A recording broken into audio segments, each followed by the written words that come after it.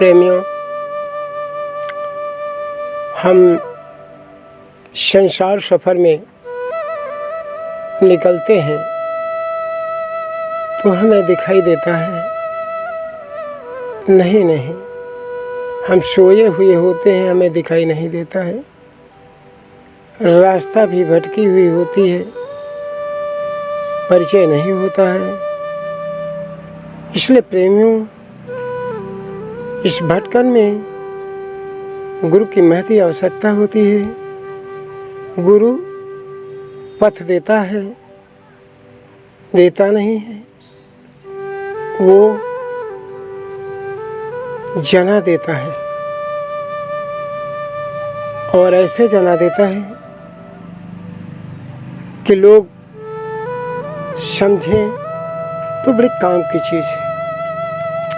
जैसे कोई व्यक्ति अंधेरे में हो और उसके पास सब कुछ हो, माचिस हो, दीपक हो और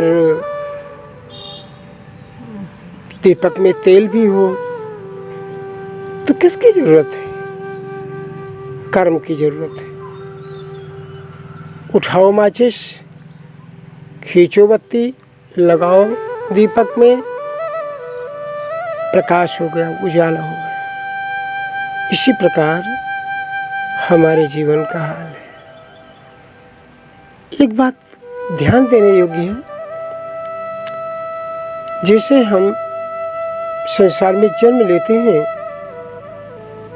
तो हमारे दोस्त का संबंध होता है और बड़े अच्छे से समझना चाहिए, क्योंकि दो की दुनिया है और हमारा दो का संबंध भी है।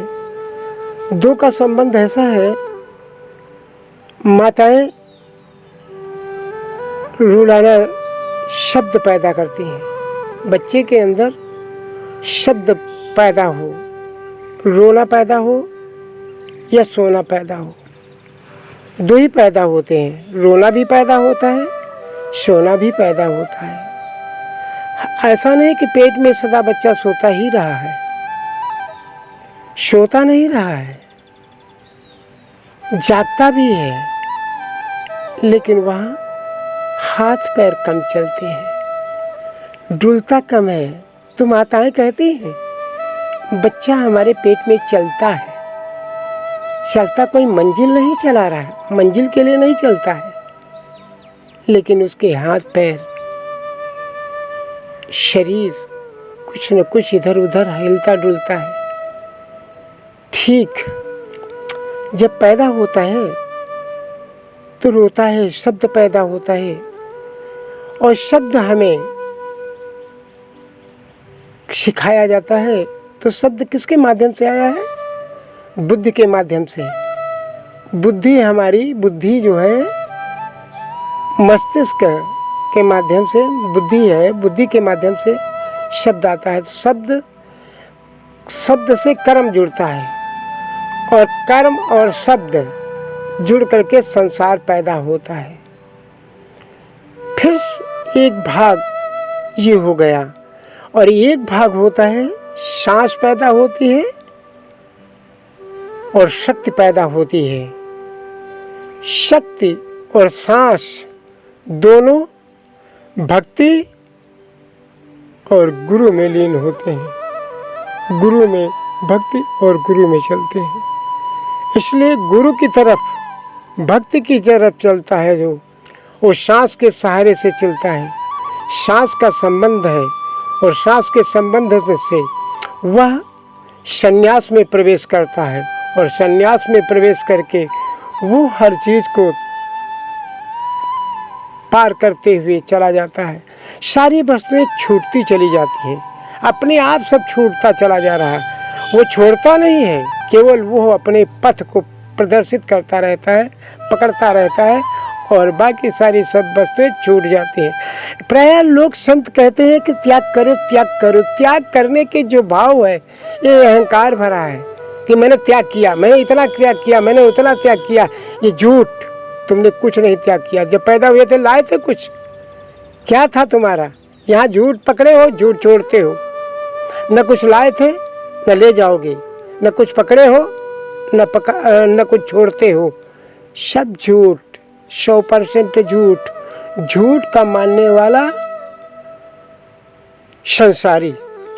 इसलिए शब्द और कर्म से जुड़ना संसार कहलाता है, और सांस और साधना ध्यान से जुड़ना शक्ति कहलाता है, और शक्ति से भक्ति की पैदा होती है।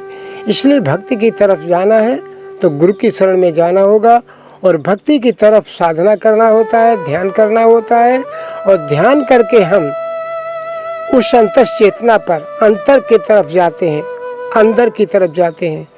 कर्म और शब्द से जुड़ते हैं तो हम बाहर जाते हैं, संसार में जाते हैं और संसार से संबंध जोड़ते हैं।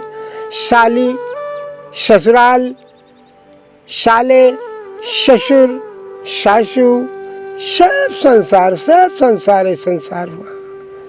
यहाँ गुरु, शक्ति, साधना, शील, संतोष,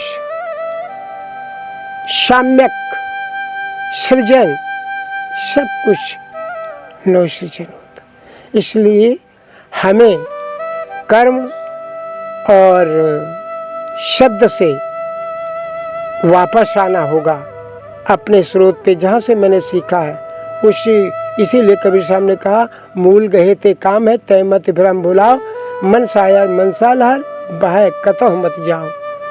प्रेमियों, इसीलिए तुम्हें कर्म और शब्द से सन्यासी गुरु मोड़ता है, कहता मुड़ो। सांस, साधना और शक्ति और सत्य से जुड़ो। जुड़ना नहीं है, हम हैं, हम वैसे ही हैं। इसलिए अपने आप में वापस होकर के समझना ही